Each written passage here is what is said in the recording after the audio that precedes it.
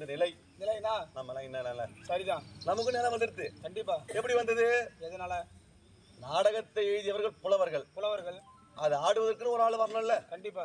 நிறைய புலவர் எழுதிட்டாங்க. ஆமா. அது வெளிச்சத்துக்கு கொண்டு வரணுமே. ஆமா. அப்படி என்று இந்த மகாபாரத தெருக்கூத்தை ஆடுவதற்கு முந்தி முதலா ஏற்படுத்தியவர்கள் யாருங்க?